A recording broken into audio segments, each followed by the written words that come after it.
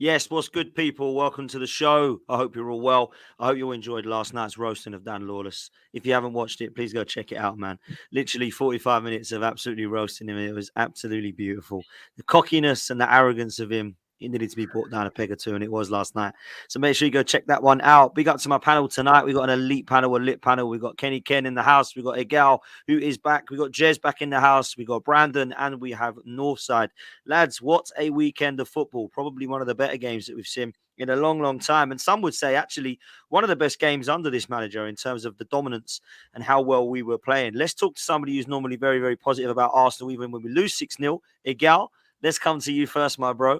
I want to talk about Arsenal, not just in this game, but also since you've come back from Dubai, because there's been a lot of changes at Arsenal, man. There has been. And I think the style of play has definitely changed. Our set pieces have definitely improved. And we've got some players that have really stepped up the mark, players that have come back into their form from last season, Saka, Martinelli, Ben White. Things are looking a little bit better now, bro. 110%. And one of the set piece changes that was made was Declan Rice getting on set pieces, and his delivery has been immaculate. I think now he got 3 assists in the last couple games, and of course he also chips in with the goals. The man now has 4 goals, 4 assists on the season. This Arsenal team, as I said, I think we've scored 15 or 16 goals since we've come back. So whatever they did in Dubai, they need to do that more often. If we can get a trip to Dubai in between games, that would be amazing, because whatever they did, the training that they did, it worked to perfection. And this goes to prove to you guys how good of a coach Mikel Arteta is. When he's given the time and opportunity to improve these guys, you can see the drastic change right away. The little tactical mistakes and errors we were making, we're getting them out of our game, and we're slowly starting to get back to our best. And a key part, we're slowly starting to get back to full fitness. If we can get our guys fully fit for the back end of the season, it could be a scary set for a lot of people, because right now it looks like we're playing our best football of the season so far. Yeah, things have definitely improved, Kenny. And one of the players that deserves a mention this weekend is Declan Rice. Thought he handled himself impeccably, man. And I was really impressed with how much respect that he actually had for the 4 fans that were left in the ground at the West Ham London Stadium. His performances are starting to really impress. And, bro, I don't know about you, Ken, but I never had Declan Rice on set pieces taking corners, but it's working, man. No, I just want to start. I've got a message for Fitzroy. Fitzy boy, I sing what I want. I say what I want. Declan English, I say what I want. Anyway, yeah, as I said before, Declan English has been fantastic. You know, I thought his performance last week was brilliant in terms of, breaking up the play and driving the team forward. But West Ham was flawless. I don't think he was the best player, because I thought Ødegaard was the man of the match, my man of the match, because I thought Ødegaard, had complete control of every minute of the game. But Declan Rice is just a revelation. And on set pieces, again, I never thought he had that in his game. But that's the good thing about, Declan, is that one of the things that, that I was asking for is to, try and, run the midfield, but just be more dominant in, attacking areas. And, since the Crystal Palace game, he's been absolutely fantastic, giving us what I wanted. And, yeah, the delivery for set pieces, you can't knock it. You can't knock it. Being involved in the game, his goal was fantastic. And you know what? He showed a lot of respect to the West Ham faithful, because the other day is one of their own. He's the last captain to lift a trophy from as recent as last season. So yeah, I'm really, really happy with Declan Rice. I think he's coming to form when we get into championship rounds, because there's some massive games left.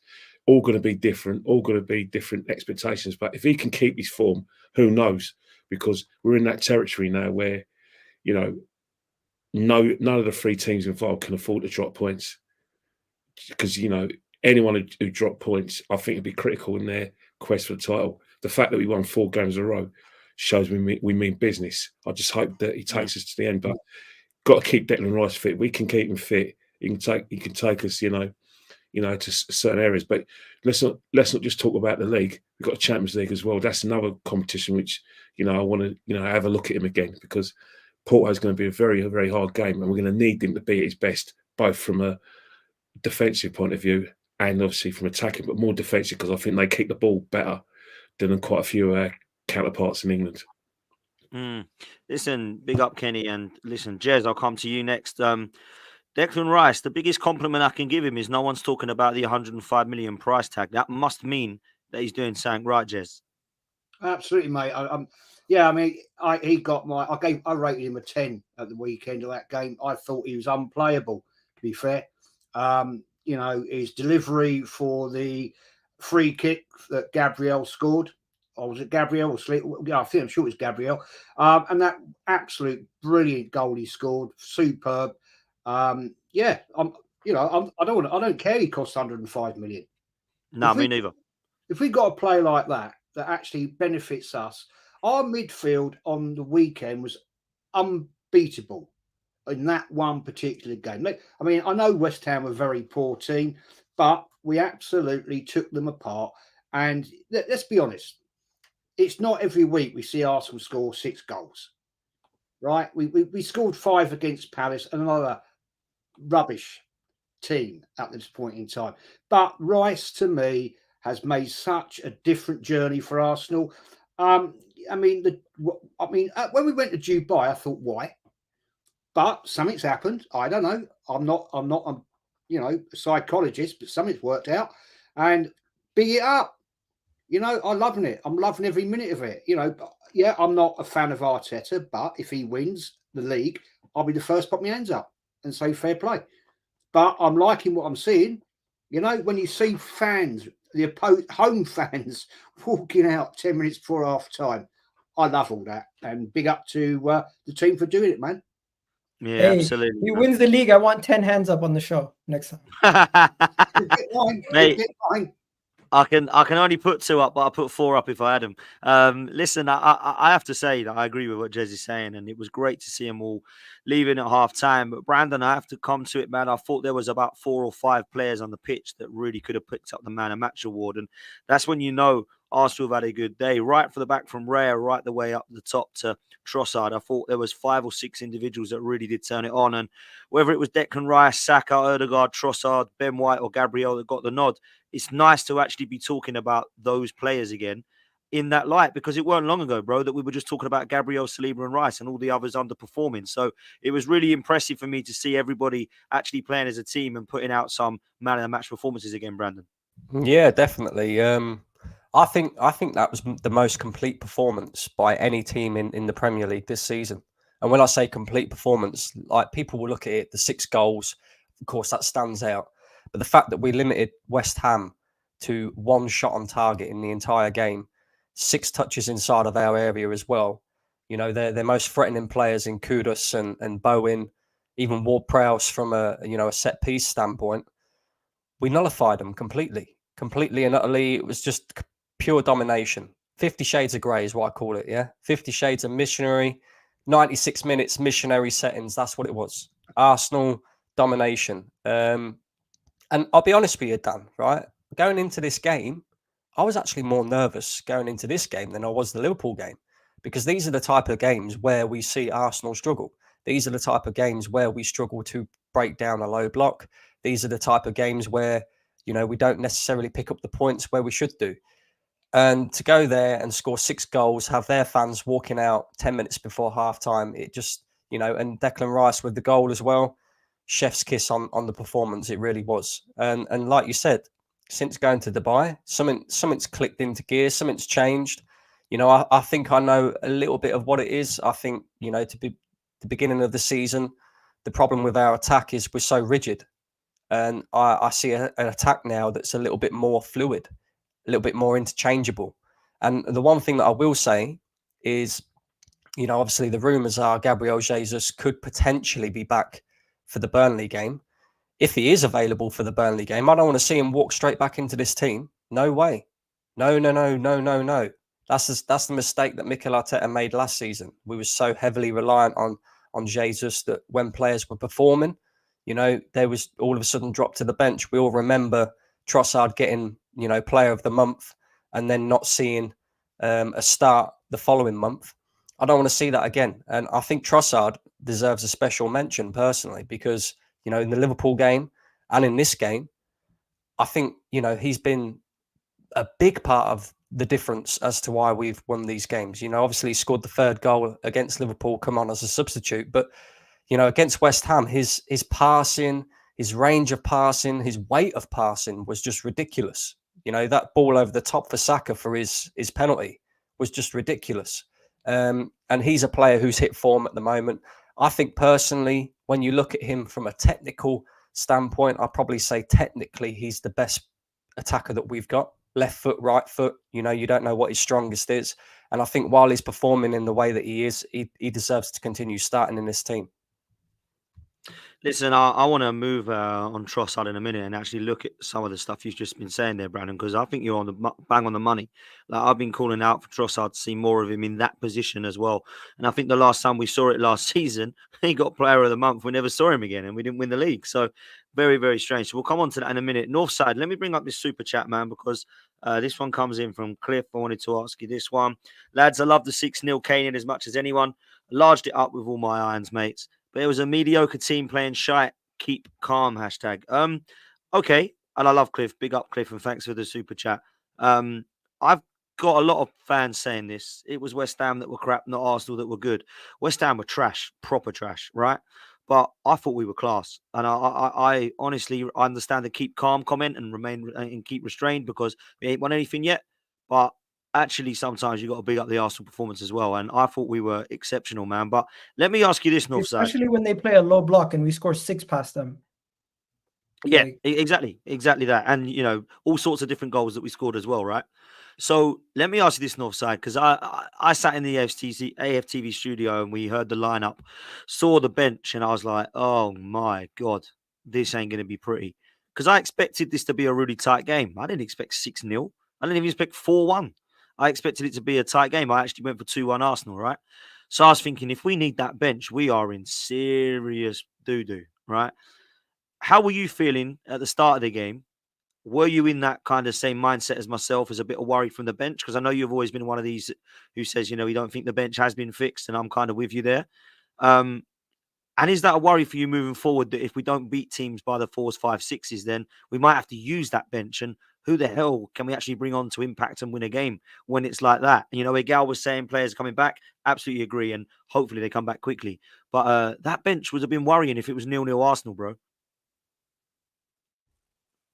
Yeah.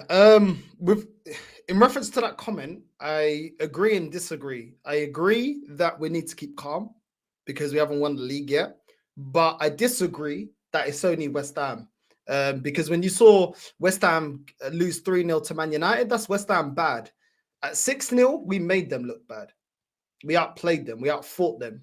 You know what I mean? And we wanted it more than them. Even when the manager made substitutions, Ødegaard was still creating for the front three, still finding Saka, still looking for more goals. The fact that we could have won this game by 10-0 says everything. Trossard should have had 2 more goals. Saka should have had 2 more goals. You know what I mean? It was absolutely cooking. So I disagree with that it's just West Ham. We made them look bad. We made them look as bad as they were. So I got to give props to the players and the manager there. I don't think it's fair to take that away. I think this was a game that the performance matched the result. But then you're telling me about the bench. Bench ain't good enough. This is the problem. The bench is not good enough. And let's keep it real. Regardless of where you stand on this manager, nobody said that this bench is good enough. It was used as a reason as to why we bottled it last season. And we didn't address it in January. So this bench has not been fixed. Getting a striker in has also not been fixed.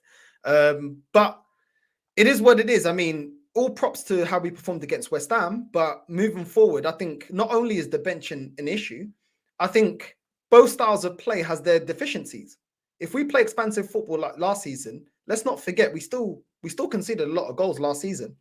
We still conceded a lot of goals. When you look at April, we conceded 7 goals in 3 games in April.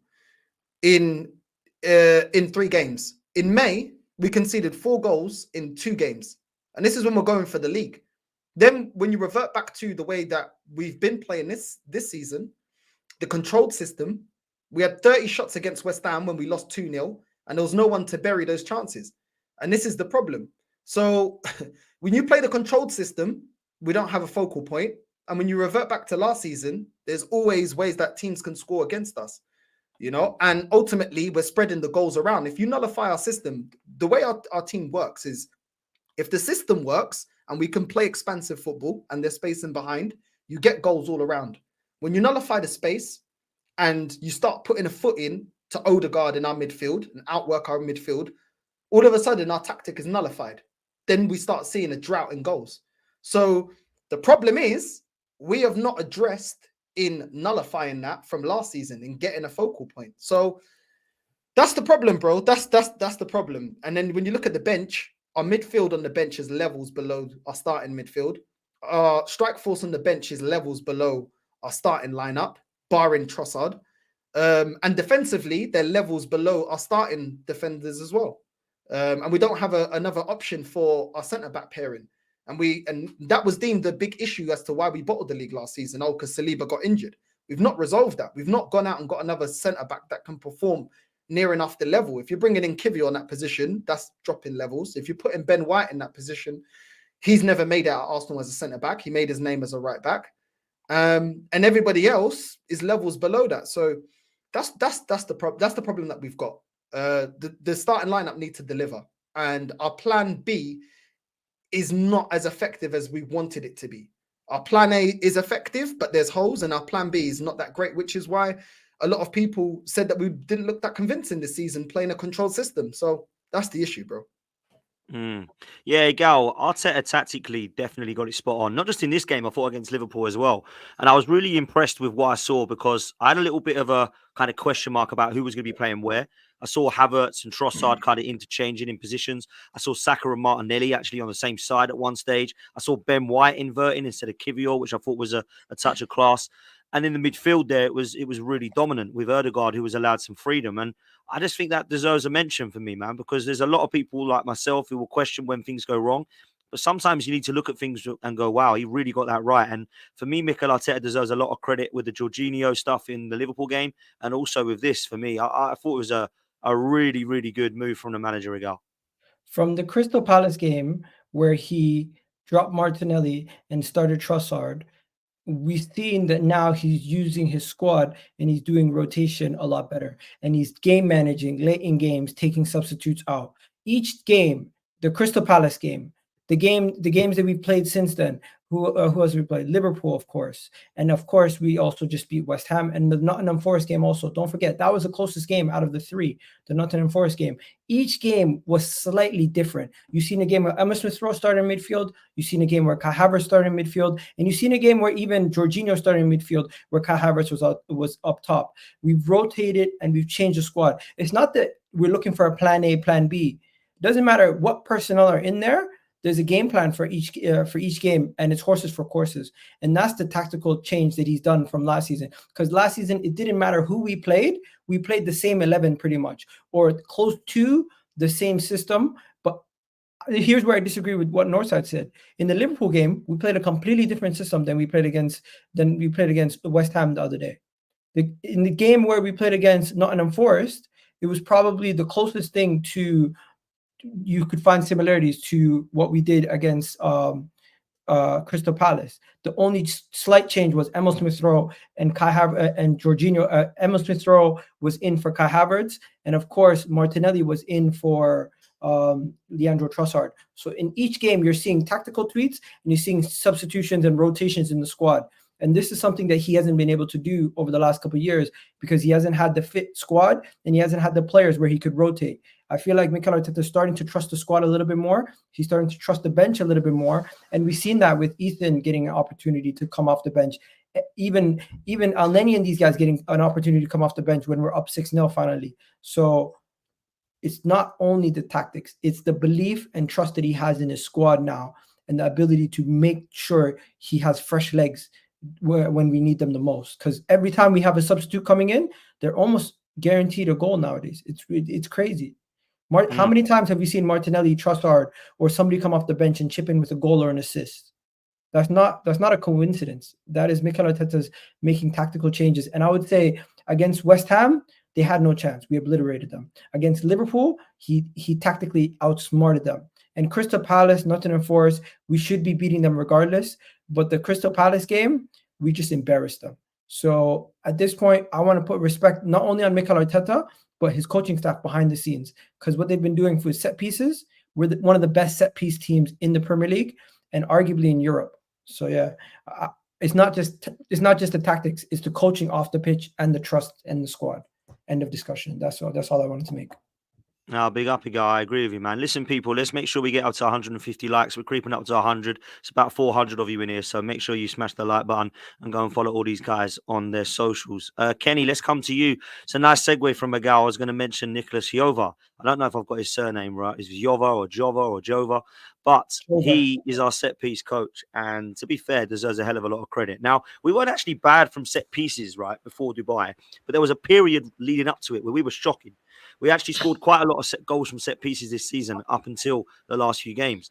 But he's definitely changed stuff now by putting Declan Rice on them, taking Trossard and Martinelli off of corners. It's Saka and Rice that are now taking them, and set pieces as well from free kicks as well as corners. I've been really impressed, and I think he definitely deserves a lot of credit. Now, I called him out a few weeks ago, and I was like, where is this guy? Like, what are you going to do? What are you going to change? It ain't working. Yeah. Corners have gone dead. And fair play, man. He either listened or he worked it out himself, because we needed to change it, man, and improve it. And definitely we've done that, Kenny. No, the thing is, it does help, having someone like Gabriel, because over the since Gabriel's come to the club, Magalhaes, he's always showed up in those kind of situations, because it's good to praise Jova for like the the taking putting Rice in on the sort of like the left side of the corners, and obviously keep persevering Saka and all of that. But it's the personnel as well. The players got to take credit as well, and Saliba and Gabriel especially. You always know that whenever a corner goes in a free kick, he's always going to be there and thereabouts, and that's one of the players we really got praising that, because defensively he's at his best as well. Last season I thought he was our best performing defender. I know Saliba started off pretty strongly, but overall it was Gabriel, and I think this season it's still the same for me. But from set pieces, you can have all that preparation, you can have all, you can have Ødegaard and free kicks, you can have Saka, you can have Martinelli or Declan English, or Declan is successful, but with that, Gabriel, and and his expertise in those sort of positions, that's where we struggle, and I think he deserves more praise than probably the Declan English and Nicholas Jova, because he's the key to this. You look at the goal involvements against Crystal Palace. You look at the goal he scored against West Ham, but he's been doing it since he's come to the club. So, in a tight game, as long as we get that delivery, as long as he's in that position, I always have faith and think, you know what, it's 0-0 in the 89th minute. I just wish we can just get some delivery and Gabriel Magalhaes can get on the end of it, because I'm really confident. He's been kind of my little mascot since the Chelsea game. When Saka put that corner in where it could have gone in the net, and he just came in and put the ball in there. But he's, as I said before, Gabriel is key for that. He's clearly our best offensive weapon when it comes to set pieces. Always into goal scoring areas. Always, if it's not just a header, it's a tapping as well. He's the one I think deserves the most credit, and I think that goes under the radar. We always seem to praise Saka getting a couple of goals, Ødegaard, with his creativity, Martinelli's pace and goal threat, Trossard's performance, but we neglect him a bit when it comes to these situations. And I'm glad you brought the set piece discussion into it, because he's the man.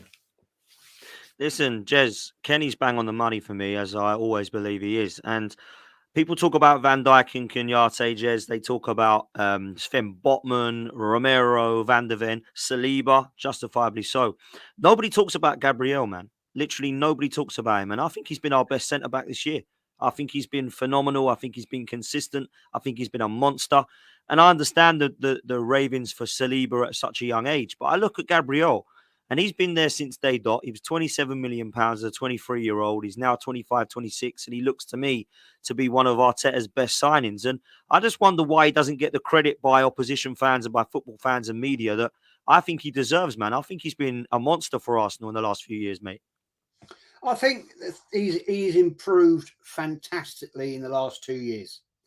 A couple of years ago, he had that silly little incidences where he used to get too tight to players. He'd get spun, or he'd make the silly Bozo Jean tackle. He seems to have learned from that now. And I totally agree with you. He deserves full respect. I mean, I rated him on the player ratings. I gave him a 9. I gave Saliba a 9. I thought that those two centre defenders were bang on, right? They didn't really get troubled against West Ham, let's be fair. But, you know, the games we've got coming up, we've got Burnley away this weekend. Yeah. We've got Newcastle home, Sheffield United away, Brentford home, Chelsea home, Man United away, Man City away, beg your pardon. You know, these guys now have really got to step on the money. Okay. We can't afford any slip-ups because I think definitely Burnley, Newcastle, Sheffield United, Brentford, that's a 12 points. That's 12 points for us. Yeah. And if we're going to put our statement down that we are going for this big time this season, then our defenders, and we have got the best defence in the league. Let's get it right now, statistically. So they are on the money. Yeah, to answer your question, mate, I think Gabriel deserves a lot more credit than he's got. 2 years ago, he was a little bit iffy, in my view.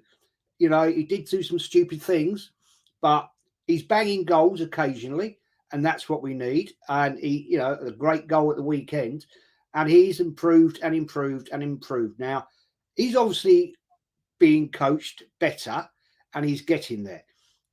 Fact is, we've got to maintain this level if we are going to go and seriously challenge. Because we're not just challenging, or we hope we're not just going to challenge in the Premier League. We've got the Champions League coming back very shortly. Porto away, not an easy day out. So we've got to get in there and we've got to show and put our foot on people's heads and say, we are Arsenal and we're here to take you apart. Because at the end of the day, we did it against Palace, poor, West Ham, poor, but we can do it against Burnley. I reckon we can do it against Newcastle. Sheffield United, we've got to absolutely take them to the cleaners. Brentford will be tight. Chelsea, draw. The big one is Man City away, because that is the one. If Man City don't start dropping points, we always know Man City this time of the season start to kick it in, right? They put their foot on the accelerator and they'll move on. They did it last year. And we didn't. We've started misfiring. So it's very important now. Our defence has got to be bang on it. And our midfield, I think, was brilliant. But we've got to show up week in, week out. And as I don't want to see Jesus come back straight out of injury. It went terribly wrong last season. You know, let's keep Trossard there in the middle, because he will score us goals. Left foot, right foot, he's class. Jesus, not for me. Sorry, no. Especially no. We've got a big window coming up here, people, in games. And it's very important for Arsenal if we're challenging. So, yeah. And Gabriel, bang on, man. Nah, big up, Jez. Listen, Brandon, I think it's a nice segue into our run of games that are very winnable, bro. I can't lie to you. When I look at the fixtures there's not really any games that I go, right, I can't see Arsenal winning that one. Maybe a draw there. Oh, that's a tough one. Tough. Listen, we got a nice run now right the way through from now until the Etihad. Ain't going to be easy because Porto home and away is thrown in there, but there's 5 Premier League games that are extremely winnable. I'm with Jez. I'm playing Trossard through the middle now, because I looked at it last season. He got a hat-trick of assists against Fulham at Craven Cottage. He got player of the month, and then Jesus come back and he dropped him. And I thought that was really cruel and harsh on Trossard, but I also thought it was the wrong move for our tactics, because Martinelli and Saka were actually really doing well and being brought into the game just as well as being complemented by what Jesus was doing at the first start of last season. I'd keep Trossard up there. I thought he was phenomenal against West Ham, Brandon. Yeah, me too, mate. I'd keep Trossard in, you know, barring, you know, any poor performances in between now and then. But, you know, this is the one criticism that most of us have about Mikel Arteta is his man management skills. And, you know, sometimes you can't just look at the player as a person, or maybe he's your go-to guy, but he's not performing at the moment. You know, sometimes you just have to play the players based off of merit. Sometimes you have to play players that are performing, whether they be your go-to guys or not. You know, the players that are performing are the ones that deserve to start. And at the moment, Trossard's performing. At the moment, you know, all these other players are performing. So anybody else who's not currently in the team because of injury or because of, they're on the bench or whatever, you have to wait your turn. And it's as simple as that. This is Arsenal Football Club, You get played based off of merit, and I think that's how it should be. So, yeah, for me, Trossard definitely has to stay in there. Just going back to the Gabriel conversation as well, I agree. I think he's been our best centre-back for the last 12 months. People won't look at that because, obviously William Saliba is brilliant in his own right. And I think the thing that makes William Saliba so great is the fact that he makes the game look so easy. He's always in the right position. You rarely ever have, see this guy have to make a tackle. And as, Maldini, one of the greatest centre-backs ever to grace a football pitch, once said, if I've had to make a tackle, I've already made a mistake. And you don't see that with William Saliba. He rarely ever has to make a tackle in that. But yeah, Gabriel, over the last 12 months, I think he's actually been our better centre-back. And the reason why he don't really get the plaudits is because he used to be a bit rash. People liken him to the bozo moments. But, like Kenny said, he's coming up with goals now in important moments. When we got a set piece or a corner or a free kick, it's not just a case of Arsenal are lumping the ball in the box. Nobody's there to, kind of meet it. They've got to be wary of Gabriel. They've got to be wary of Saliba because these players can score from them situations. And, I think he's been brilliant. I really do. And he's got the dark arts of the game as well. I see him against West Ham winding their players up. Against Liverpool, you see the little slap on the back of Nunez's head after we just defended a set piece of theirs. One shot on goal as well. Let's not forget this as well. In the last 2 games, we've had Liverpool at home, one of the best teams in the league, right? Fighting for a league title. We've limited them to 1 shot on target in the entire game. We've gone to West Ham away, a team that have beaten us twice this season. And not only have we scored 6 goals, but we limited them to 1 shot on target. And, the thing that really makes me believe that Arsenal can win this league is our defence. Them 2 centre-backs in particular, and the way that we defend this season as well. Like, Jez just said, we've got the best defensive record on paper. But also, when you look at Arsenal defensively, it's very rare that we concede goals because teams are opening us up or creating opportunities against us. 9 times out of 10, when we concede, it's down to our own stupid errors. So if we can cut that out and continue performing in the way that we are in terms of our attacking players, I don't see any reason why we can't go on a run. And in terms of them fixtures that you mentioned up until Man City, I think we can win every single one of them. Genuinely. I think all the way up until the Etihad, we should be looking to win every single one of them. If we're deadly serious about winning this league title, I don't see a game there where we should be dropping points.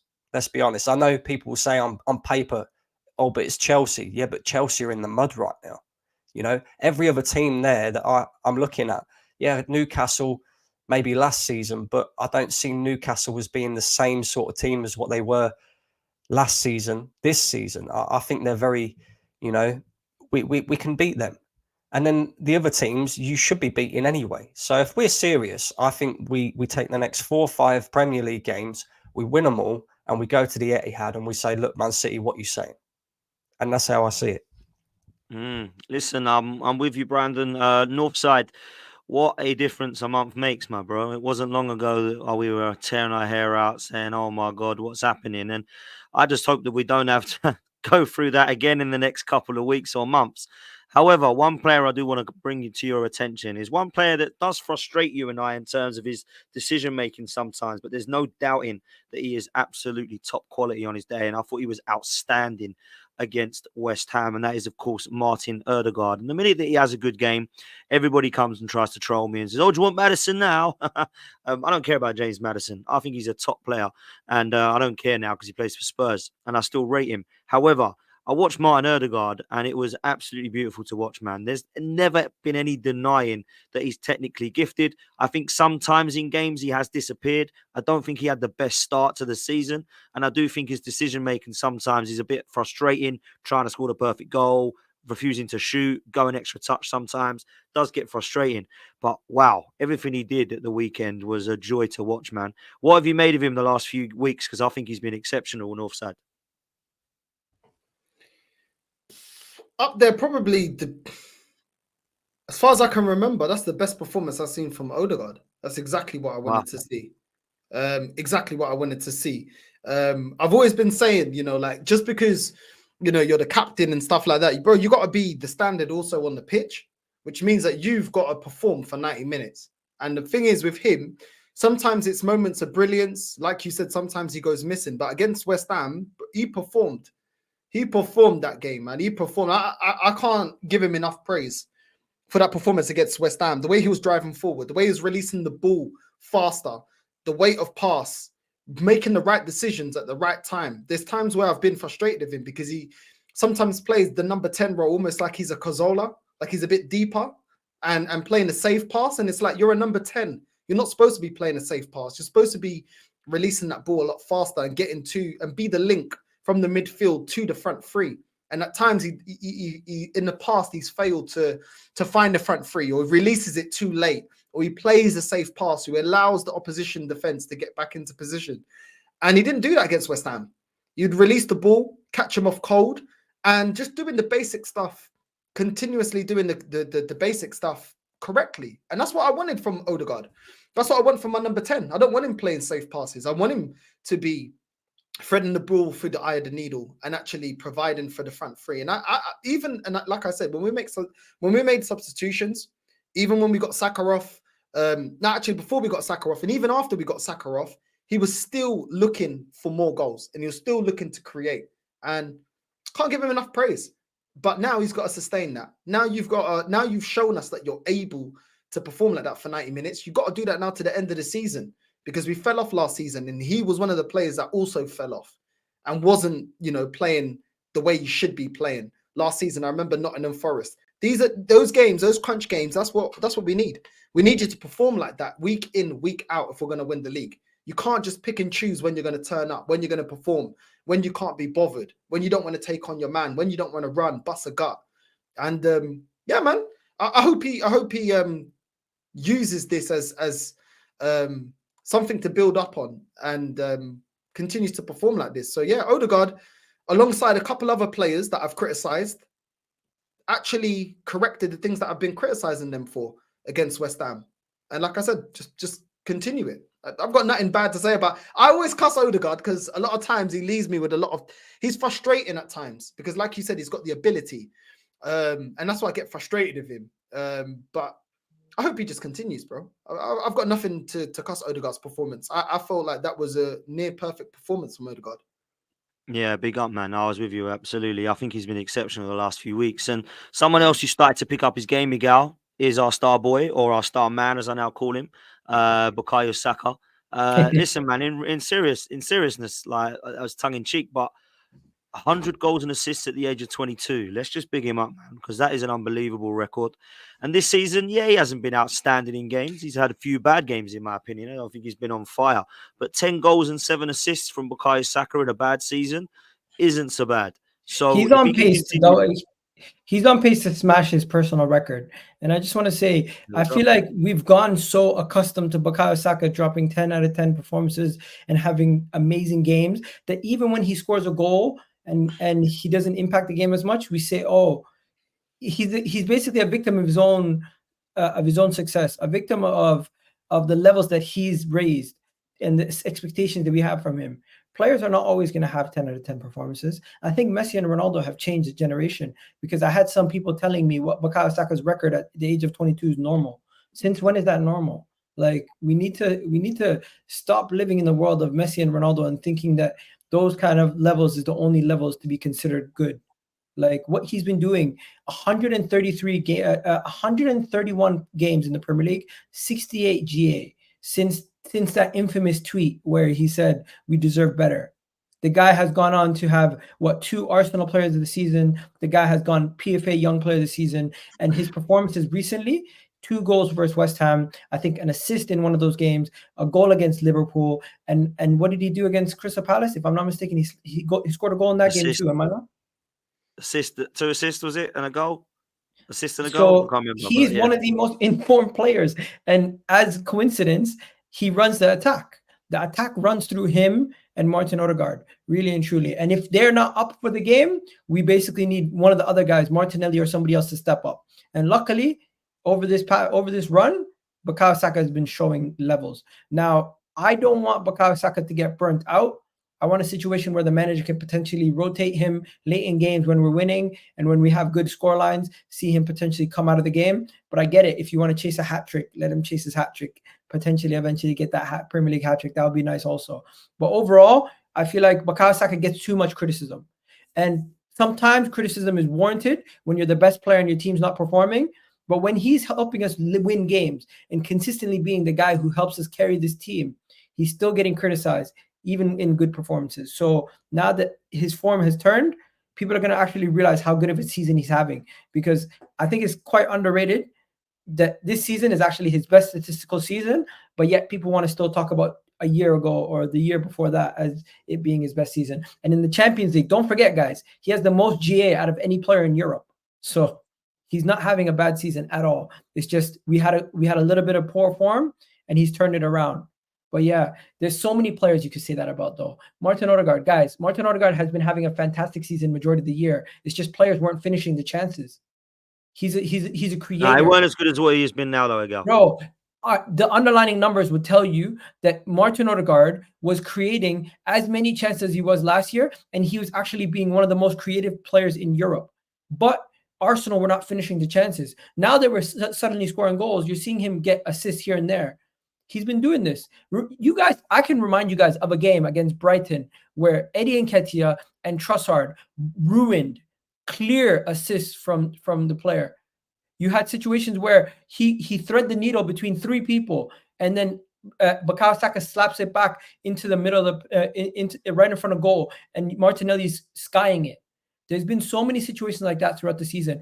Bukayo Saka and Martin Ødegaard, I will say this again, have been having a really good season, but it's going under the radar because Arsenal have not been as consistent as we were last year. And even though we weren't as consistent as we were last year, you guys know that this team only has 4 less points than last year. This team has 3 more goals than we scored last year at this point of the season. Crazy, eh? Bro, you are such a stats man, Ødegaard. You really are, bro. Listen, we can use our eyes, but at the same time, the stats will tell us things that sometimes your eyes can deceive you. I love you, man. I love you. Listen, Kenny, I've been thrown now. What was I going to ask Kenny? I had a question for him, and now I've completely forgotten what it was. But mate, the word world class, Kenny, gets banded around a lot, right? It does, and I think I think Gal might have even been on one of the shows I did about this, about world class and its actual definition, right? Nobody can really tell me what the definition of world class is. Is it gets into a world 11? Is it would start for any club? Is it would make any club better? Is it in the top 4 in your position in the world? No one has a clue, right? They always just show everybody's world class all the time. But I think we've got potential in probably 4 or 5 players, the likes of Saka, Martinelli, Ødegaard, Rice, and Saliba, maybe, as the ones that could potentially be world class because of their age and how good they are, right? What do those players have to do to be put into that bracket for you, Kenny? Look, world class players, I think to be a world class player, it has to be few and far between. Not every player can be a world class. To be a world class player, you've got to do it. You have to be a go-to man. You've got to do it season after season after season after season. You know, players like Thierry Henry, season after season, that's world class. Dennis Bergkamp, season after season. You know, back in the 80s, Ian Rush, season after season, world class. You know, Messi, Ronaldo, season after season. People you go to, man. And I think that separates very, very good players from world class. And I think when you look at our players, what we need, what for them to be world class, we've got to look at the situation that we go to the Emirates or go to a away game. We know, you know what, this guy's going to have a great game. We're going to win comfortably every game. We had that, you know, in the George Graham era when we had players like, you know, we had players like Alan Smith, you know, Tony Adams, week in, week out when we were winning the titles. We knew we were going to win. Under Arsene Wenger, you knew Thierry Henry, Dennis Bergkamp, Robert Pires, Ashley Cole, you know, they were always going to come come good. And I think that's how I define world class. In terms of what we got now, the potential's there, but it has to be consistency. And the best way for that to be consistent is we're in this position every season. You know, that has to be aim. You know, we call standard FC. Yeah, it should be standard FC, because you can't define world class if they're not doing it week in, week out, if they're not performing week in, week out in the Premiership, and they're not performing week in, you know, season after season, Champions League, and we're not getting to the business end of the Champions League. That's how you define world class. Obviously, at the national level as well, because, you know, I love international football. But, you know, obviously, you know, the major tournaments, you know, in the Euros and the World Cup. But that's what we need now. You know, Saka's, to a certain extent, as Gabriel says, you know, he said it quite eloquently. He's right. Saka has, you know, performed really well this season. But the reason why there has been inconsistencies, you can't deny it. And there have been times when the criticism of Bukayo has been warranted. But one thing about what Bukayo has been doing is that he hasn't hidden games, and that he has, you know, when he's not having a good game, he's still trying to create a chance. So he's putting a good crossing, inaccurate crossing. I thought in the last, since Dubai, his crossing has really improved. You know, yeah, especially with his left foot, he's making the right decision at the right times. So I do get where you come from. In terms of Martin Ødegaard, he was sublime. He's been fantastic. But one thing we need from Martin is goals. It's no good having these great performances with goals, because let's not forget it.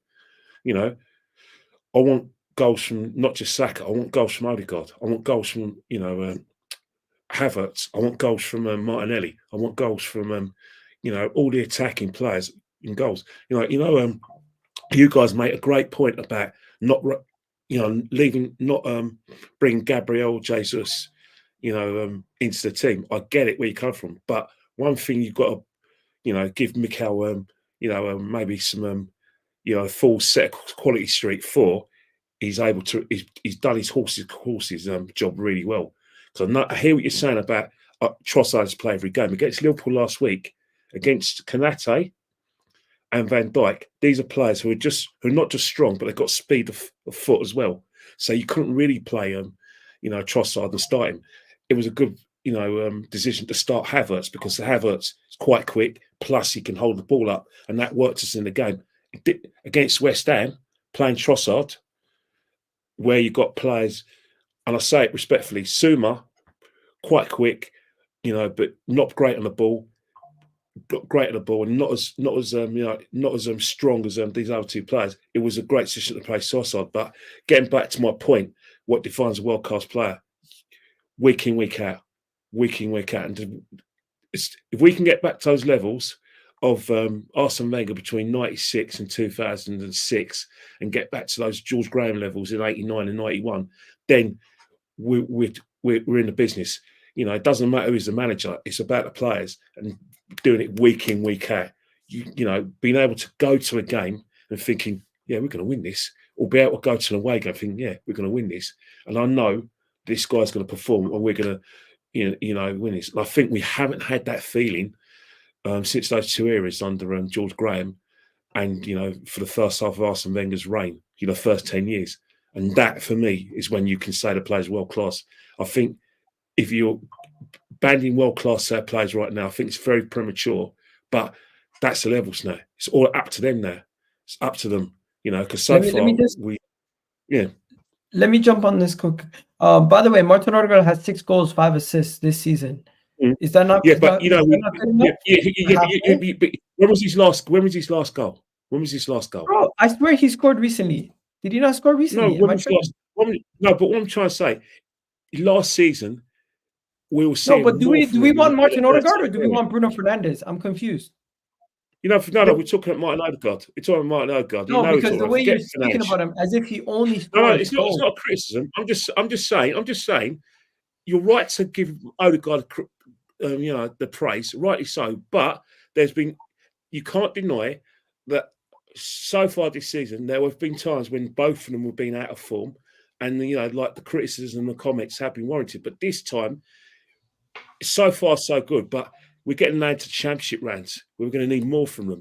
You know, it's great that Saka's got 10 goals and assists, whatever you want to. You know, you're the stats man. You're more up to date than I am. You know, obviously you're good at maths at school, and you're probably you're probably in the top set in maths. I get that, But we're getting in the business. We're getting into championship rounds now. We've got 14 games, we've got 14 cup finals, plus we've got the 2 games. Every game's going to be different. We've got to go to well every game. This is where where we're going to want more. Right now, fantastic. Can I just say at the back of By that? the way, Saka has 13. At the back of that. Saka has 13 It's funny goals. that you're bringing up. It's funny that you're assists. bringing up Bruno, yeah, because Bruno gets a lot of stats, yeah, but Bruno can't play basic triangles. Bruno's not good at holding up the ball. Bruno a lot of times is a hit and miss. Most of the time, his good performances are based on stats, not on 90-minute performance. When you get a stat, that is a moment within a game. You can get a last-minute winner and still played crap for 90 minutes. So That's true. Telling a player saying, "Oh, but this player is doing well because look at his stats," doesn't mean that they're performing to the same level. For example, we had Aubameyang getting. I said the opposite. Harry Kane. Aubameyang was getting golden boot with Harry Kane one season. But when you're looking at player for player, even though in terms of stats for goals they were level, Harry Kane was still doing a lot more for his team. Ability-wise, those stats don't tell you about the ability. Aubameyang wasn't dropping in deep, assisting for Son. Aubameyang wasn't creative. Aubameyang wasn't doing the job we see from Jesus. So to only go off stats and say this player is doing well just the stats, I think that's misleading. Stats don't tell you the overall story. Ødegaard can create an assist, but there's a lot of times that Ødegaard plays a safe pass. I think you're mistaken as well that are misleading. And also when you mention stats, last season Ødegaard got 15 goals.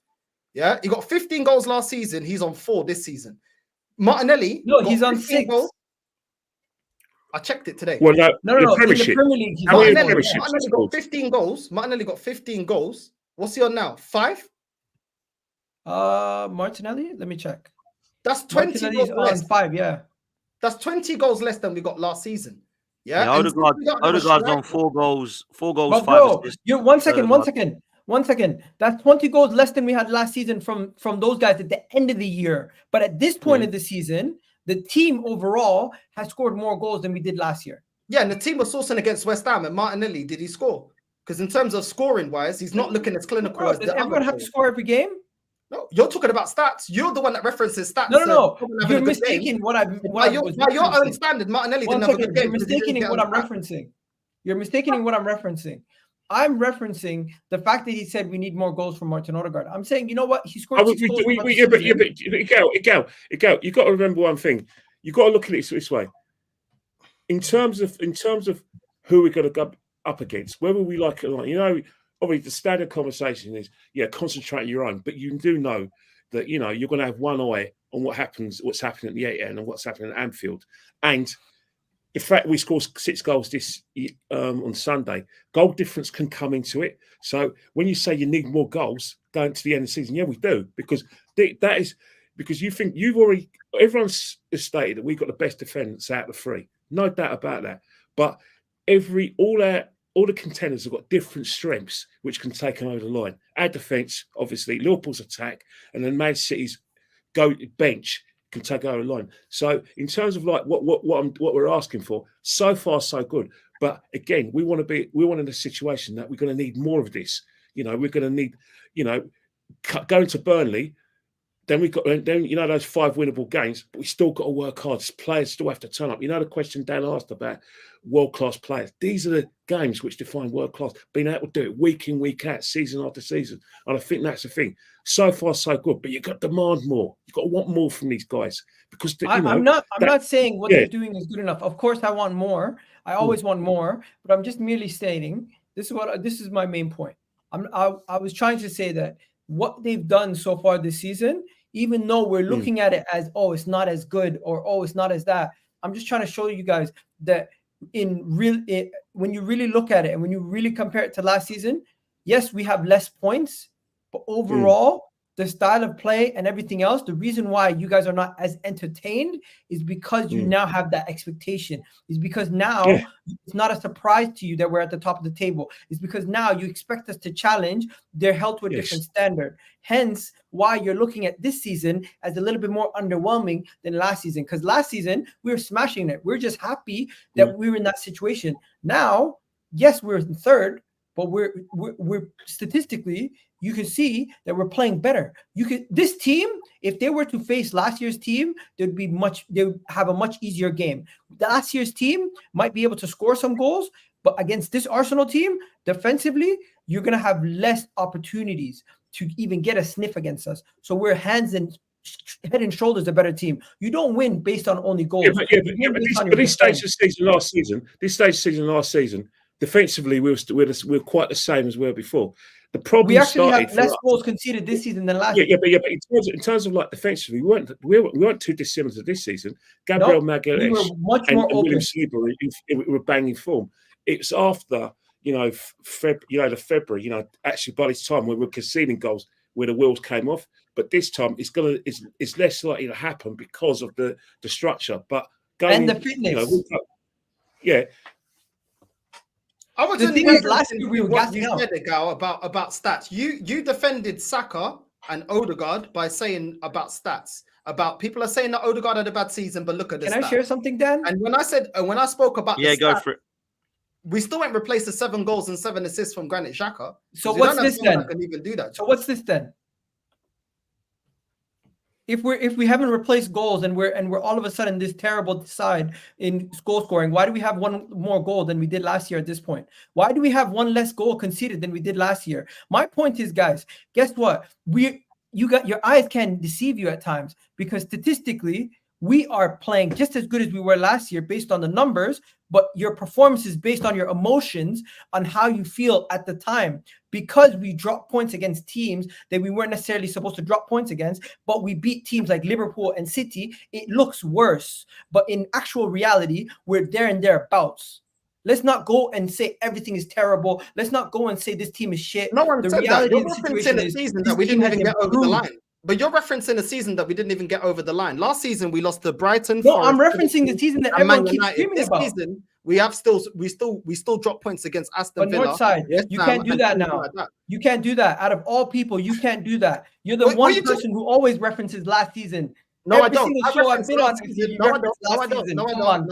No, I don't. You reference it in the point of improvement. You haven't seen an improvement from last season. Your reference of last season is as if we got over the line. I referenced last season in things that have regressed when I wanted progression from last season. And when I'm talking about goal scoring, I mainly talk about a lack of striker, the bench, where people said we went wrong last season. Yes, defensively, you can say we're a bit better, but at the same time, we are better defensively, but we still got holes. We still don't have another centre back. We still don't have another striker. The things that we was light on last season, we have not addressed. Another centre back, a striker, a right winger to rotate with Saka, another number 10, a deep line playmaker, somebody that can play the 6 like Granit Xhaka, but is better. We don't have someone that could do Xhaka's role better than Granit Xhaka last season. Granit Xhaka last season got 7 goals, 7 assists. But we have a better player in Declan Rice. And we have Havertz that maybe to you, Havertz is good enough for you because sometimes he puts up stats. But when he doesn't turn up, I think he was the worst player out of everybody against West Ham. I think we was carrying him. And anything he brought to the team of passing the ball, you can get anybody else doing that. You want to know something? I don't think he's that effective. I feel like we have not addressed our weaknesses from last season. That is the problem. We're now banking on Trossard continuing to score goals. Why? Because we didn't get a striker. We need Ødegaard to keep turning up. Why? Because we don't have somebody better than Ødegaard to play in that position. You want to know something? You want to know something? You're on the back foot. You're going to struggle. You're going to struggle. You're going to struggle to go around Europe to find a better fit for this team at this moment in time. And on top of that, when you spoke about defenders, we signed Timber. Unfortunately, we didn't know he was going to get a knee injury.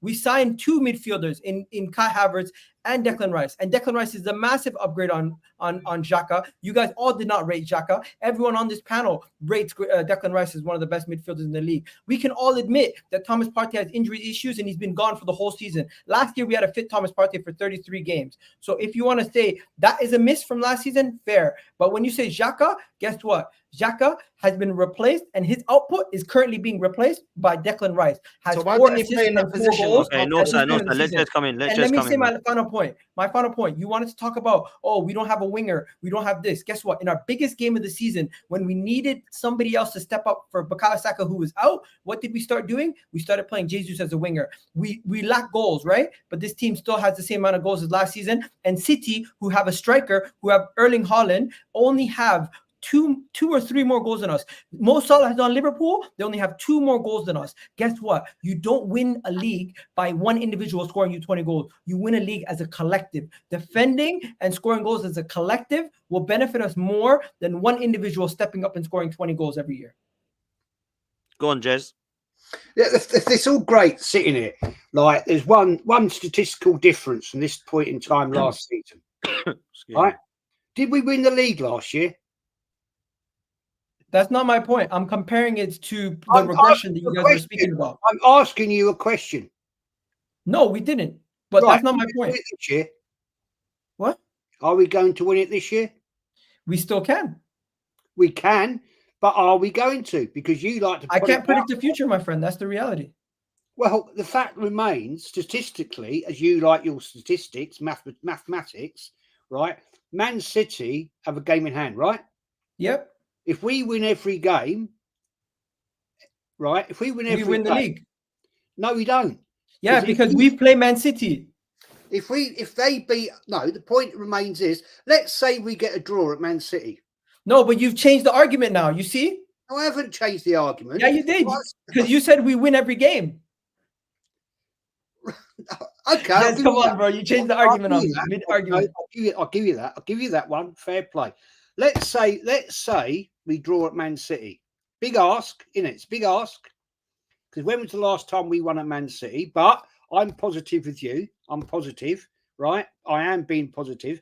But the fact remains, yeah, statistically, you like your facts and figures, they win. Okay. Are they not going to drop points anywhere else? Are we just going to expect City to win every game from now until the end of the season? I am expecting them probably to, they always normally kick on at this time of the year. They've got an easier run in than we've got. Do they really, when they still have to play Liverpool and we don't? They still have to play us and we don't? They still have to play us? Yes.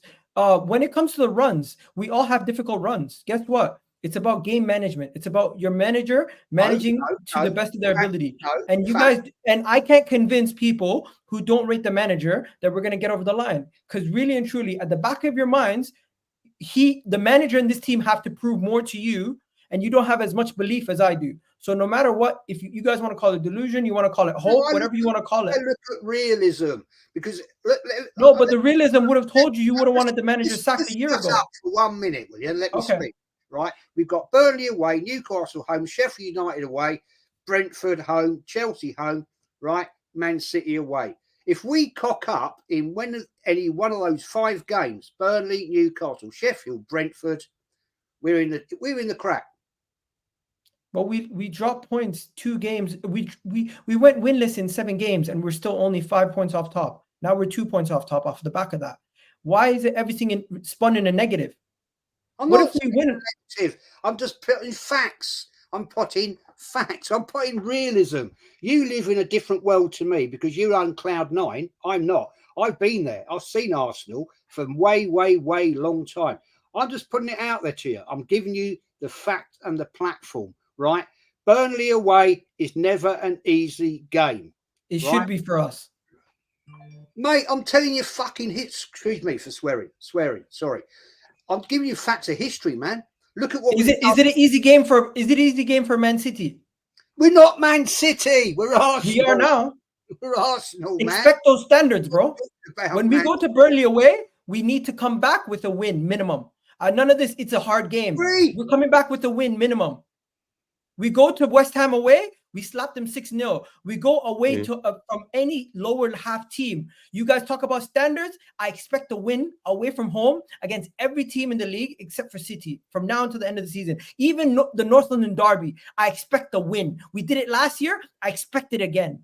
And if we don't win, no excuses. You're not going to see me sitting here saying excuses. I'm going to criticize. This whole thing where I'm living on cloud 9, no, I'm actually showing more standards than you guys right now because I'm expecting this team to get over the line. I agree. Right. I am. Look, I want Arsenal to win. I want my team to win. Yeah, I haven't seen my team win for 20 bleeding years. Right? Fact remains is I'm just asking you a basic question. The facts are there. I get it. I agree with you. Yeah. From last season, this season, great, fantastic. But the point I'm trying to say to you is we cannot guarantee this is going to be our bloody season. No, nobody can. Well, that's what I'm Man saying. City can't even guarantee it. But you But make Miguel, if we win all our games and Man City win all their games, I think Jez is right the first time because Man City have got a game in hand on us, right? So Yeah, that but means we if they play win their them. game, yeah, but so that means it will be go down to goal difference then. Yeah, and that's going to be difficult because they score a ridiculous amount of goals. Now, let me have it right. I don't think Arsenal win all their games, and I don't think Man City will win all their games. Right? Personally, I really don't. Well, that's obvious because we play each other. But you get what I mean. Even after that game, we play each other. I still think both teams may drop points. But I honestly believe that Arsenal need to be pretty much flawless. Like we can't be going to Burnley away and dropping points. We can't be going to Newcastle and Brentford at home like last season, drawing 0-0 and drawing 1-1. That cannot happen because we will not win the league if we draw to Newcastle and Brentford. But my question is to the panel, and Brandon, I'll bring you in, and then Northside. I've got a question here, which I think would be a good one to end on, which people are begging me to ask. Super chat's coming here. What are the latest odds? Arsenal double, Premier League and UCL. I have no idea, but Less I than wouldn't put your money. 2%. I wouldn't put your money on them doing the double there, but No. you put your money on what you want, mate. But this is a question. This is a good question, which will spark a last sort of 10-minute debate.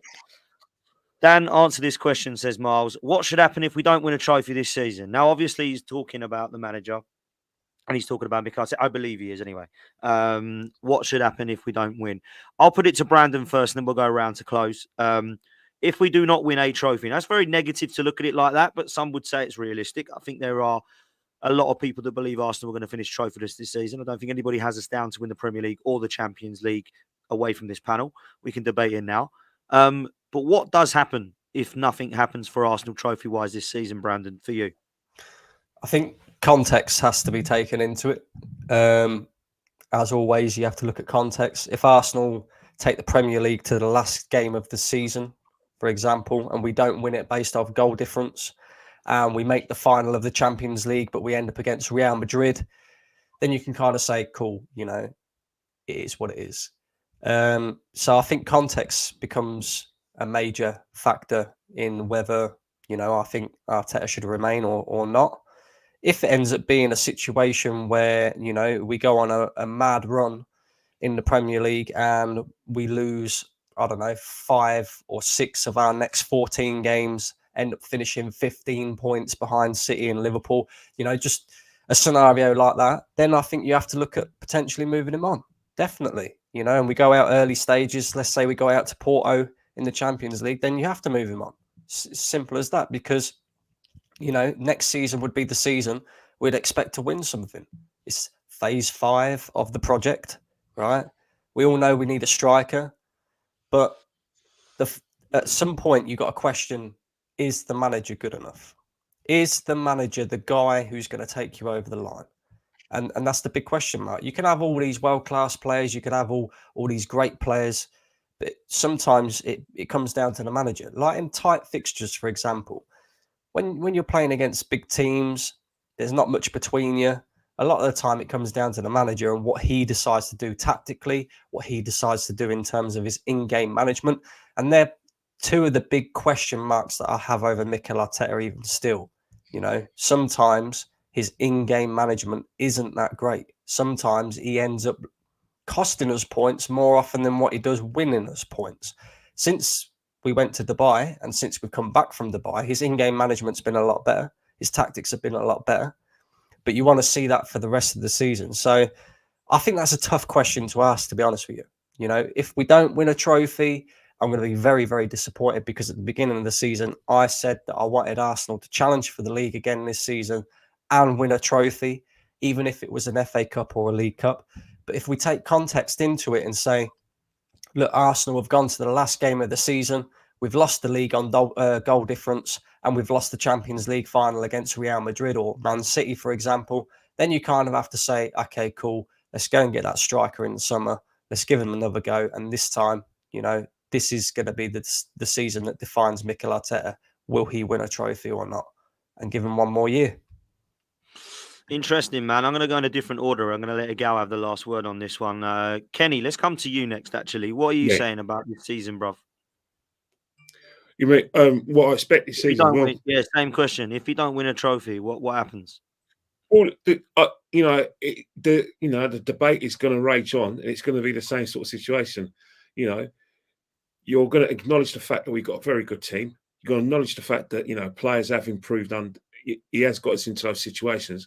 But you are going to have to look at it and say, well, you know what? I'm afraid he's left some good foundations for another man who can now take us to the next level. And there are coaches out there. And unfortunately, football is like that. You can't always be unlucky, and being unlucky won't keep you in the job. Demands are very, very high this season from our fans, and they're going to be very high. And if we don't win anything this season, that's the theme. You speak to anyone who is for Mikel, who's not for Mikel, they all want the same things. They want Arsenal this season to finally deliver the Champions. Sorry, not the Champions League. We'll take that, obviously, but they want Arsenal to deliver the title. They were all disappointed and frustrated that we lost against Liverpool in the FA Cup. They were very frustrated that we lost against West Ham, and that's how you wanted to do. But if he doesn't win anything this season, Brandon's right. It depends what happens. If it's a situation where, we drop a few points in the next few games and, we finish 10 points beyond Man City, then obviously you have to have that discussion. You have to think, you know what, he's taking his squad as far as he can go. If we lose to Porto in the last 16, yes, you have to, because he's giving everything. He's been given all the support financially, all the backing from the fans, and all the backing from the board. And yet we've got nothing to show it. It's a fourth year without winning anything. You have to look at that situation, and it's fair. It's a fair decision. If he is replaced by someone else, can take us to the next level. I don't think he'll even have arguments, because at the end of the day, we're the third biggest club in the country. We're not that club that is, that's in transition and through the process. The fact that we challenged for the title last season, albeit falling away, and we're doing it this season, shows that all this process and it's over, because that was the final frontier, challenging for titles. The process is over now. It's about getting over the line now. So if you can't get over the line now, there has to be discussions, and but it's how you do it. If we lose on penalties against Man City in the final, and we finish on goal difference, it'd be harsh if he does lose his job, because he's done everything he can. But I know owners who would sack him for that. Just saying, not saying I feel that way, but that's the name of the game. We're in what people call big boy football, mate. We're in the ruthless, the dog eat dog. Interesting, man. Let me come to Northside first. Big up to Gunnar Russ in the chat. So at the end of the day, if Arsenal win big, is job safe? If not, it's up for debate. Northside, you've always kind of said that to me, man. It's either win or he goes. Are you still there, bruv? Yeah, I got to disagree with Brandon on this one. I don't think there is any context need to be given. This guy hasn't come into a team that he's still building like Ange. When this manager got his job, it was give him time, let him build his squad. He's built his squad. A lot of Arsenal fans that were backing this manager said it took Klopp 4 years. So they referenced Klopp. And within 4 years, Klopp, with a very similar run club, self-sustaining model, he won the Champions League and the Premier League, spending just over 500 million. This manager's on to 640 now. And we still haven't won a major honor. It's still up in the air if we're going to win one this season. For me, that's not good enough. This manager chose to go and get Marquinhos. This manager is the one that chose to get rid of Aubameyang, our only proper goal scorer that can score 20 goals a season, and not to replace him. This manager chose to get rid of Balogun and keep Nketiah, not buy another striker. This manager chose to spend the money for a striker on Kai Havertz. This manager chose to get rid of Xhaka. This manager chose to go get Kivio. This manager chose to go get Lokonga Fabi Vieira instead of investing the money on proper ballers like Maddison and players like that. That could, whether you start him or not over Ødegaard, is a much better rotation on someone that can actually fight for that spot with Ødegaard instead of just being a bench warmer. This manager is the one that decided to keep El Nene and re-sign him to a new contract. This manager is the one that decided to get Jorginho, keep Cedric, he is the one that made all these decisions. So on that basis, he should be sacked because they can't say he didn't get given time, nor the backing in the players that he wanted, whether it's players re-signing, players that he wanted, or getting the players that he wants. Even the goalkeeping situation. This manager went and spent money on Trusty, Runnison, Turner, all these players. If it doesn't come to fruition of winning me a major honor, context is out of the window. You've been given time and support. And in football, when you're given time and money and you don't perform, you're sacked. Just like Ole, just like Lampard, just how probably Ten Hag will eventually get sacked, just like Tuchel. That's how it is. If you're given backing and money and time and you can't get us over the line, well, tough luck, because we need to go get a manager that can. And I believe that when people said, a lot of people say, but why are you going to get rid of the manager? You're going to go back to, mediocrity. No, you're not. The next manager that comes in is taking over a team that can compete. Now he just needs to get him over the line. No, he just needs to get him over the line. The one good thing I can give to this ownership is we re-signed our best assets, our best players are still signed to the club with decent amount of time on their contracts. So all these players won't be leaving straight away because they're under contract. So the next manager now needs to get the missing pieces. But at the end of the day, if this manager doesn't win the league this season, why didn't you go and get a proper striker? Why have we not got the options we need on the bench? Why have we not got the midfield that we need to compete? The same way we've got Trossard competing against Martinelli, Rice competing against Partey. So at the end of the day, there is no excuse. He has to deliver this season. Yeah. And most top gooners were all saying at the start of the season, we're going to win a major honor, either Champions League or Premier League. So by that metric and by that, and by them saying that and predict those predictions at the start of the season, if he doesn't win that, then he's underachieved by their own metric because they deemed it good enough to win the league. I feel like he's had enough time. And it's time to get the man in that's going to get us over the line if this guy fails, because I can't see as to what angle that Mikel Arteta has been unjustly treated here at this football club. They backed him when he finished 8th in 2 seasons and let him build this whole squad. So if you don't deliver now, sorry, no, you got to go. For me, Arteta out. If he doesn't win me a major honor this season, I want that Filo da Puta sacked. Can I just throw another scenario in there as well? I think it very much depends who wins the league. If Man City wins the league, I think we can all hold our hands up and say they were the favourites at the beginning of the season. We expect them to go and win the league. And that's that. I think if Liverpool were to win the league ahead of us, though, I think, again, you'd have to ask questions of Mikel Arteta, because this is a Liverpool side that have basically revamped an entire midfield. Yes, they have players within their squad that have been there, done it and seen it, but they were nowhere last season. And now all of a sudden they're beating us to a league title. Brendan, mark my word, Liverpool will fall off before the end of the season and it will be a 2-horse race between Arsenal and City. Mark my word. Big statement. Big statement. Reason being, they just don't have the level of consistency defensively as us. Right now, they are one center back injury away from having to play academy kids. They don't have a midfield. Their midfield is decimated with injuries at this moment in time. And their key players have been their attack. Their attack has been holding together. We're one centre back injury away from playing Kivior, mate. Bro, so Kivior is 10 times better whatever they have to play. Don't even try that. Don't even try that. Okay? You guys can't even name their backup center back. Can you name it? Do you know what they do have, Ødegaard, that we don't have? They've got players that have got experience of getting over the line. They've got a manager that actually achieves something. Look at our performances versus big teams compared to Liverpool and City. This is why I have faith, because this might actually suit us. Coming in from behind might actually suit us. The pressure is not on us. We just need to do our job, consistently do our job. I would rather be the person who has expectations, but dreams big and gets hurt than be the guy who's sitting there saying, "Oh, I have no expectations," protecting myself from pain, and then later on saying, "Oh, the manager has to be sacked." I think that's ridiculous. The manager, not only does Mikel Arteta not deserve to be sacked, if we don't win the league this year, we're going to be even in a better situation next year because we're going to have the striker. There's going to be no Klopp. There's going to be no Liverpool. There's going to be a City team that's maybe one year older. And this Arsenal team, as much as you guys don't want to hear it, it's still a very young core that's just getting better.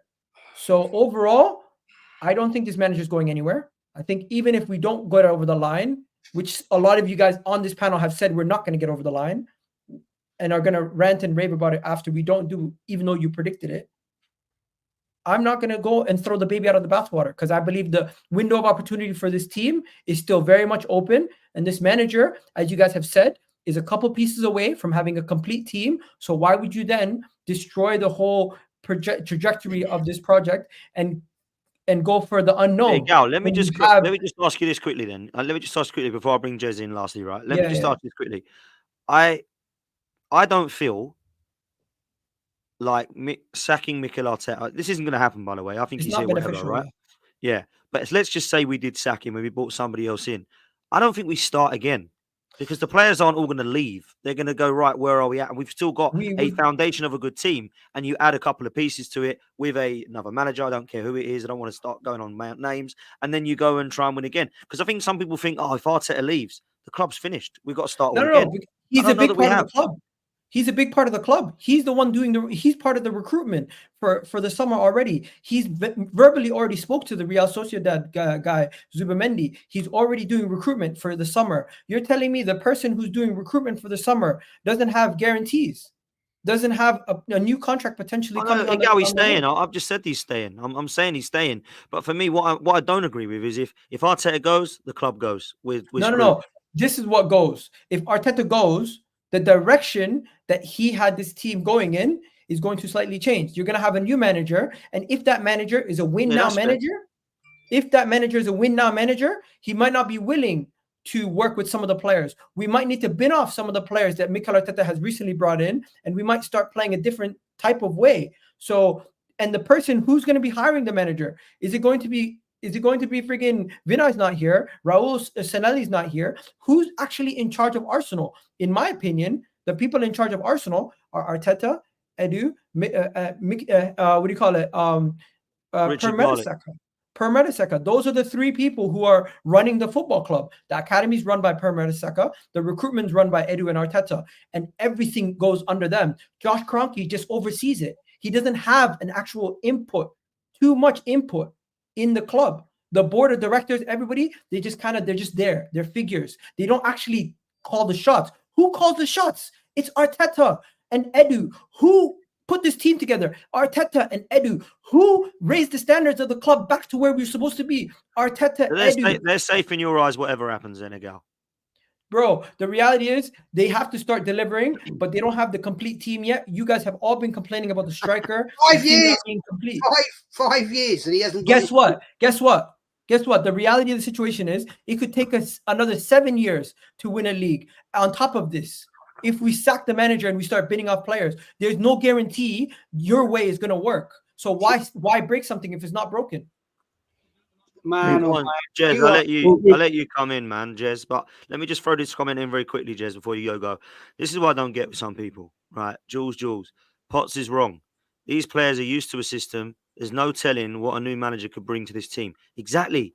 You could look at that both ways. A new manager could come in and it could go tits up. A new manager can come in and you go, bloody hell, he's the guy who's got us over. Arteta's done great to build this team, but look at this guy, he's taken us across the line. You don't know that. We can't predict the future. So never be scared of change, man. Never be scared of change, because otherwise you end up 20 years without a Premier League title and 30 years without a European trophy.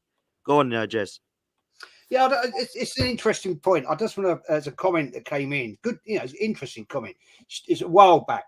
Stu MC, Invincibles themselves with bargains. Lauren, Colo Torre, Campbell, I know contract. Gilberto Perez Lundberg, Syria A rejects like Omri, Bergkamp and Vieira. Why do Arsenal fans clamour for money throwing? Well, let's get it right. At that point in time, when we had those players, we had an elite manager. We had a manager who had a winning mentality. That is the fact. He had tactical awareness. Now, let's get back to this, right? the question you asked me, Dan, you've asked the other guys as well, right? If he doesn't win anything this year, if we're kicked out of the Champions League and we're done and dusted, and we don't win the Premier League, sack him. He's had his time, he's had his chance, and it's now time to turn around and say, thank you very much. You've had all this money, you've done well to a point, but you haven't won us anything. If we end up second, third this season, right, it's failure. That's it. There's no debate about it, right? Arsenal are an elite football club, right? We're in it to win it. And if this manager and Ødegaard, you said Edu, absolute clown, useless, right? He has no experience in negotiating contracts because fact, you like your facts, right? He worked for the Brazilian FA with the Brazilian international team. So he didn't have to negotiate contracts. He didn't have to buy players. All he had to do was say, yeah, my scout said, this guy, let's give him a trial for the Brazilian international team. Look at the crap deals he's done. Buying a player, and we give the club 3 million to keep good relations. What's that about? What is that about? If you can get a player for nothing, get him for nothing. Why give the club 3 million? No, that is not on. Sorry, don't agree with that comment at all. At the end of the day, I'm sorry. You love Arteta. God knows why. I didn't want him ever as a player at this football club. He was not the levels we needed. And he should never have come to us. It was a panic buy. 10 to 11. Do you remember the night? Do you remember it? I remember watching it when Arteta bought him in. 10 to 11 from Everton. I thought, what the hell are we doing buying this clown? He was crap at Everton. Well, he wasn't crap, but he was not great. And we brought him in, right? Levels. Yeah, fantastic. Great buy. Fantastic. No, sorry. If you don't win anything this season, go. I've had enough of it. It'll be 5 years, man. 5 years. Let's put the cards on the table here, mate. Right? Let's talk about some facts. You like your facts, right? Can I give you one fact though? Richard Garlick deals with the contract negotiation. I haven't finished yet. Right? At the end of the day, we had a manager, Terry Neal. Do you remember him? Remember Terry Neal? Did he? I remember Terry Neal. In between? Was he in between? Remember In the early 80s. I remember Terry Neal. I started with Terry Neal as an Arsenal fan. Do you remember him, mate? Yeah. No, I wasn't born, mate. Well, there we go. He got us to 3 cup finals, 1-1, right? Ex-Arsenal player, right? He was an ex-Arsenal player. He cocked it all up. I was part of the crew that went up to Islington Town Hall to get him out. When I lived in North London, in Islington, right opposite Highbury Stadium, I went up there to get him out of the club because we were going nowhere. We were in the doldrums. We were in the mess and we had to get him out. Yeah? And we got another manager in. And then we had the iconic manager in George Graham, who took us to greatness. Look at the facts of what George Graham achieved in his first 4 years compared to this clown. And you're sitting there saying, oh, well, if we don't win nothing, keep him for another year. Are you mad? Are you happy to sit here and see this guy get another £200 million and get us nowhere? No, no, no. He has to go. If he fails this season, he has to go. I don't want to sit here and continually see our team fail. This is the longest time in my lifetime, right? I've supported this team since 67. 20 sodding years. 20 years of not winning a title. We're crap in Europe. We've always been crap in Europe. I'm fortunate I've seen 2 European trophies. Yeah, that is not good for the club. That is not good. So, sorry, Ødegaard. I respect sometimes what you say. Unfortunately, mate, you talk a lot of bullshit sometimes because at the end of the day, you would accept this. You'll go along with the get-along clowns and you will just sit there and think, well, it's all right. Oh, we'll go another year. No, we'll give Edu and him another 200 million. No. He hasn't achieved anything. We're out the FA Cup every bleeding season. We're out the Carrier Bag Cup every single season, right? Something that we should be actually trying to win. We haven't won many of them. Won 14 FA Cups, right? But at the end of the day, no. sorry, fella, people like you really wind me up because you will accept mediocrity, you accept failure. Failure. You accept failure. And I can never you expect us to fail. I expect us to win. I expect us to win. I expect us to win. No, you expect us to lose the league to Man City. I expect us to win the league. Who's accepting failure there? Jez, you accept failure. Jez, you were having an argument with me 2 minutes ago, telling me we're going to lose the league, and I was telling you why we're going to win the league. Who's expecting failure? You're expecting to lose so you don't hurt your feelings. I'm expecting us to win because I'm willing to risk it all. The reality of the situation is, yes, I don't know everything. One second. I don't know. One second. I don't know everything about the club as much as you do. But one thing I will tell you. How long will you accept failure? Bro, you just said we're missing a striker. You said we're missing pieces. I'm willing to give him this summer. I'm willing to give him this summer going into next year. But before we even get there, I expect him to do the job this year. Before we even get to next year. If he doesn't do the job this year, it's because he still doesn't have the pieces. He's had it all. Bro, you have mentioned it yourself. We don't have a striker. His fault. He didn't buy one. Guess what? It's not always your fault. You still have parameters. Even though you can run the recruitment, there's people above you telling you can't spend this much money or else we'll get into financial fair play issues. Do we understand how football finances work nowadays in football? You can't just sign everybody you want. Unfortunately, you can't.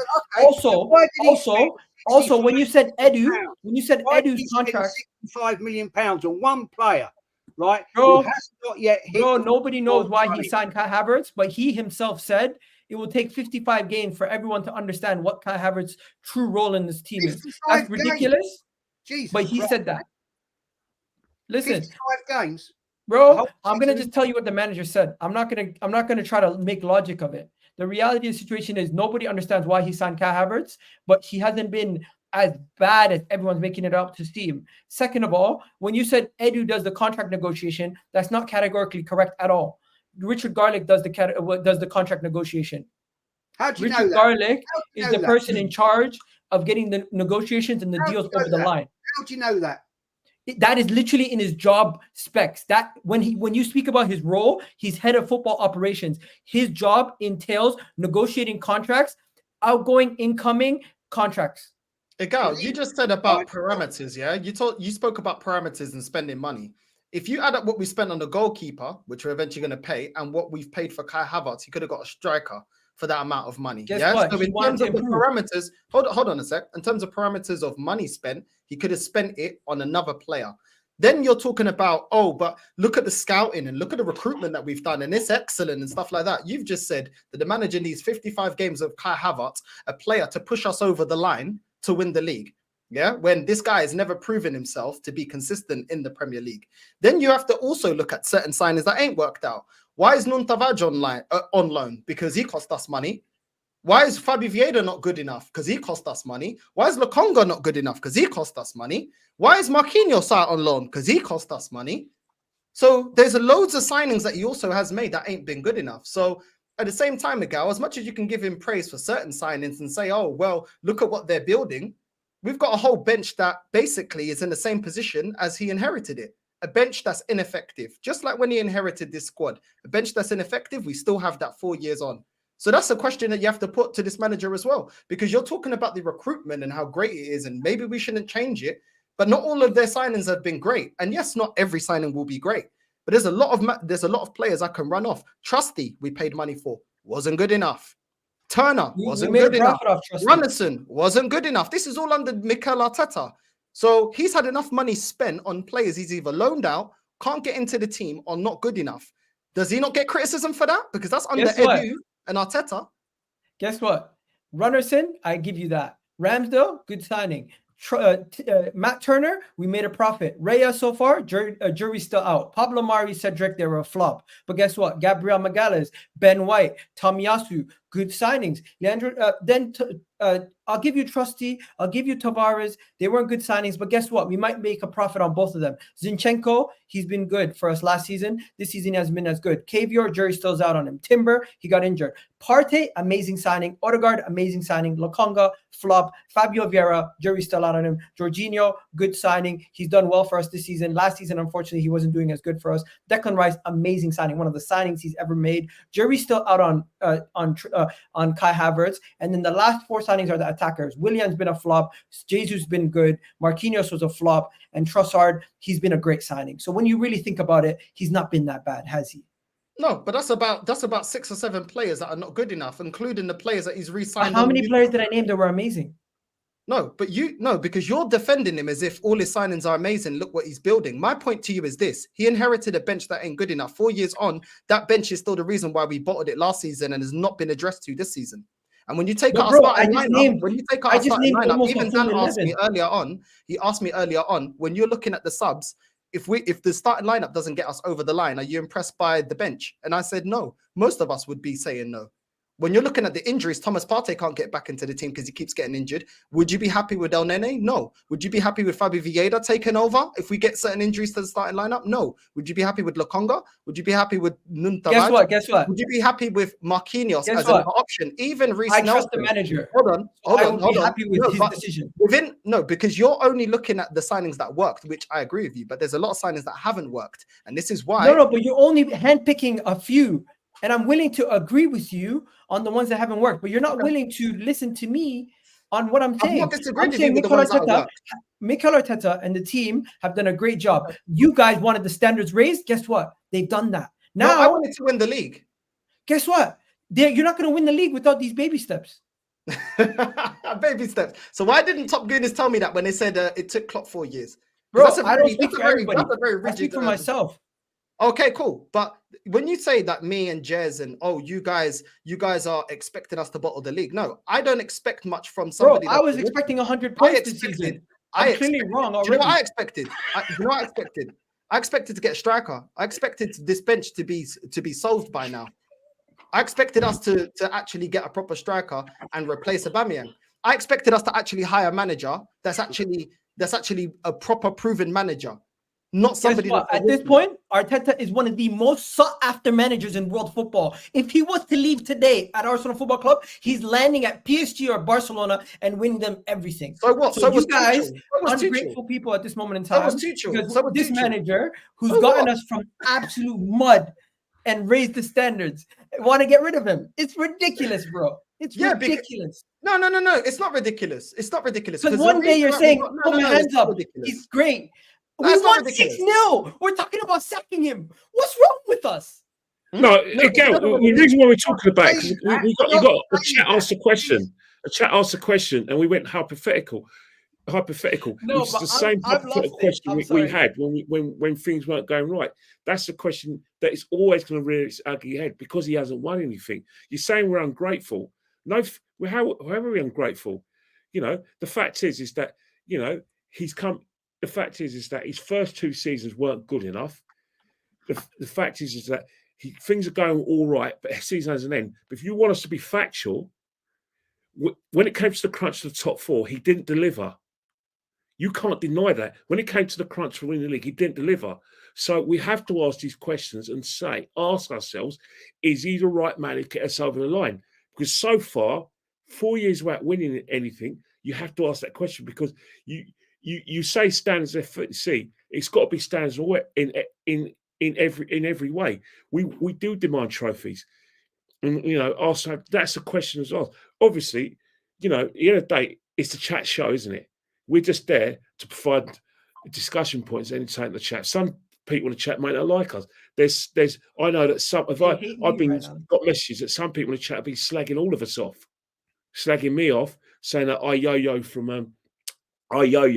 from Jez's channel, Lee's channel. I don't say the same thing with Dan, but everyone knows that when me and Jez do our player ratings, Arteta got really high marks. Jez has just said that Arteta got a 10 out of 10 for his substitutions, and we all give him players 10 out of 10. We call it as we see it, but that's the thing. It's all about opinions. There's a lot of people, and I say this respectfully, Dan, who are AFTV fans who are never going to like me and Jez.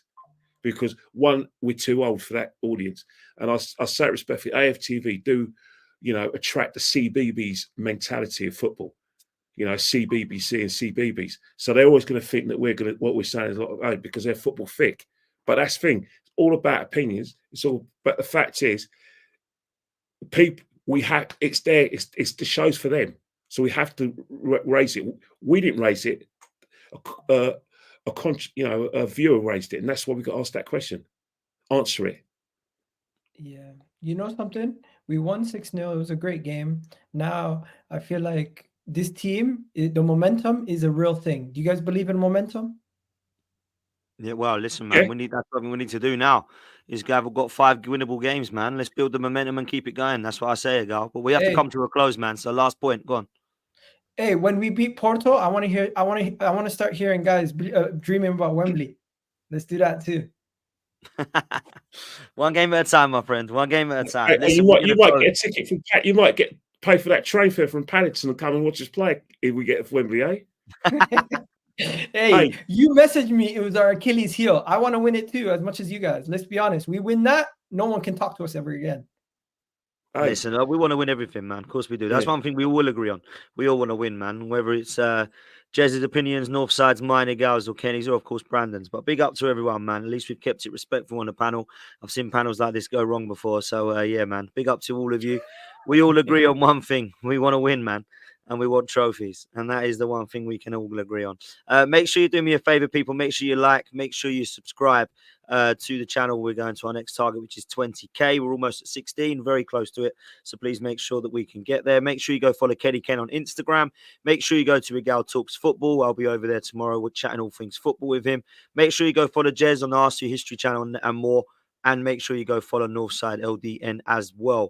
We will see you next time. Take it easy. We are out of here, people. Peace.